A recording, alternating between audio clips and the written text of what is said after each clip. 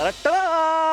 বন্ধু বন্ধু এমন একটি শব্দ যেটি শুনলে আমার মাথায় নানান ধরনের বিষয় ঘুরে, যেমন ধরুন আড্ডা, ফাজলামি, ভালোবাসা। আচ্ছা, বন্ধু শব্দটি শুনলে আপনার মাথায় প্রথমে কি আসে?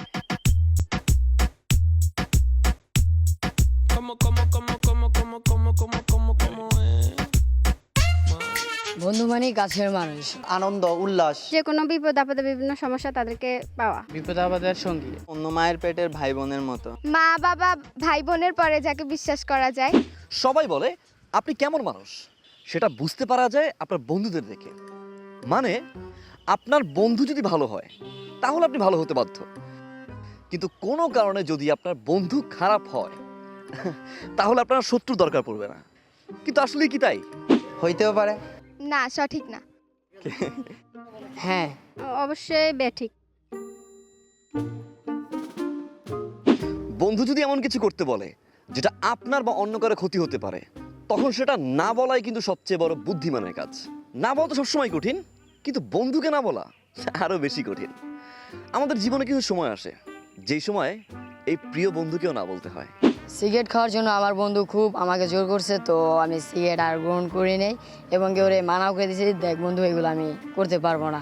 আমার একটা ছেলে বন্ধু আমার একটা মেয়ে বান্ধবীকে প্রেমের প্রস্তাবিতে বলেছিল, কিন্তু আসলে আমি দিই নাই। স্কুল টাইমে চল, স্কুল টাইমে স্কুলের গেটে দাঁড়াই, মেয়েদেরকে টিচ করি।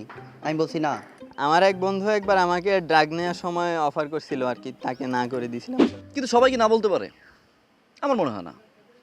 এই না বলতে না পারার কারণে কি কি ধরনের কাজ আমরা করে ফেলি। আমার এক বান্ধবীর পাল্লায় পরে আমি একবার ক্লাস পালিয়েছিলাম। রাতে খেজুরের রস চুরি করছিলাম বন্ধুদের সাথে। জীবনে প্রথম বন্ধুদের পাল্লায় পড়ে আমি টেস্ট পরীক্ষার ইতিহাস সাবজেক্টটা পরীক্ষা দেই নাই। কিন্তু সমস্যা হলো এই নাটা করবো কিভাবে? আমার একটা ফ্রেন্ড আছে, চলুন শুনে আসি। Hello Ivana. হাই। কেমন আছিস? ভালো। ইভানা, একটা বিষয় ক্লিয়ার হওয়ার জন্য মূলত আমি আসছি। আচ্ছা, এরকম ফ্রেন্ড তো সবাই থাকে, তাই না? কিছু খারাপ ফ্রেন্ড, যে খারাপ ফ্রেন্ডগুলোর কোনো কাজকর্ম যেটা আসলে আমার জন্য ক্ষতি হয় বা সমাজের জন্য ক্ষতি হয়, তো সেই ফ্রেন্ডগুলোকে আমরা আসলে কিভাবে না বলি? তুই কিভাবে বলিস এই বিষয়টা একটু যদি বলতি। আমি তো ডিরেক্টলি না বলে দিই। আচ্ছা, যেটি না বলার আগে আমার মনে হয় যে এই কথাগুলো তুই একটু ক্যামেরায় বল।